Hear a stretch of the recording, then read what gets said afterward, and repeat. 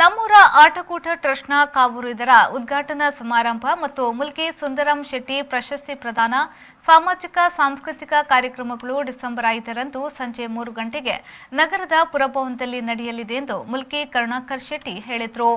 ಅವರು ಮಂಗಳೂರಿನ ಪ್ರೆಸ್ ಕ್ಲಬ್ನಲ್ಲಿ ಸುದ್ದಿಗೋಷ್ಠಿ ನಡೆಸಿ ಮಾತನಾಡಿ, ಒಡೆಯೂರಿನ ಶ್ರೀ ಗುರುದೇವ ದತ್ತ ಸಂಸ್ಥಾನದ ಶ್ರೀ ಗುರುದೇವಾನಂದ ಸ್ವಾಮೀಜಿ, ಶಾಸಕ ವೇದವ್ಯಾಸ್ ಕಾಮತ್ ಅವರು ಕಾರ್ಯಕ್ರಮವನ್ನು ಉದ್ಘಾಟಿಸಲಿದ್ದಾರೆ. ನಿಟ್ಟೆ ವಿಶ್ವವಿದ್ಯಾಲಯದ ಕುಲಾಧಿಪತಿಗಳಾದ ಡಾಕ್ಟರ್ ಎನ್ ವಿನಯ ಹೆಗಡೆ ಅವರು ಕಾರ್ಯಕ್ರಮದ ಅಧ್ಯಕ್ಷತೆ ವಹಿಸಲಿದ್ದಾರೆ.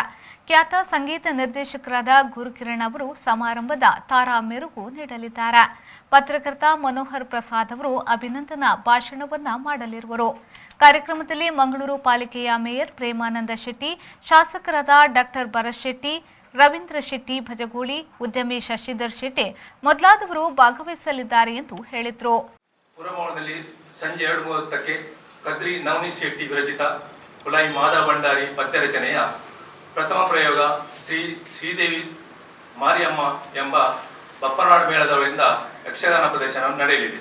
ಟ್ರಸ್ಟ್ ಒಂದು ಕಾನೂನುಬದ್ಧವಾದ ಟ್ರಸ್ಟ್ ಆಗಿದ್ದು, ಇದರಲ್ಲಿ ಪ್ರತಿನಿಧಿಗಳಿಗೆ ಅಥವಾ ಸದಸ್ಯರಿಗೆ ಅಥವಾ ದೇಣಿಗೆದಾರರಿಗೆ ಅದಕ್ಕೆ ಪ್ರತಿಭಾ ಪುರಸ್ಕಾರರಿಗೆ ಒಂದು ಆದಾಯ ತೆರಿಗೆ ರಿಯಾಯಿತಿ ಇದೆ. ಇದರಲ್ಲಿ ಪ್ರತಿ ಸರಣಿ ಕಾರ್ಯಕ್ರಮ ಒಂದು ನಿಗದಿತ ದಿನದಲ್ಲಿ ಟ್ರಸ್ಟ್ ಮುಖಾಂತರ ನಡೆಸಲಾಗುವುದು.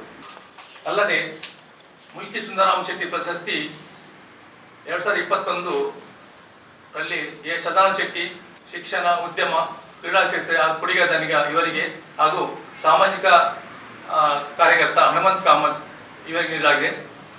ಇನ್ನುಳಿದ 2015ರಲ್ಲಿ ಈಗಾಗಲೇ ನಾವು ಘೋಷಣೆ ಮಾಡಿಟ್ಟ.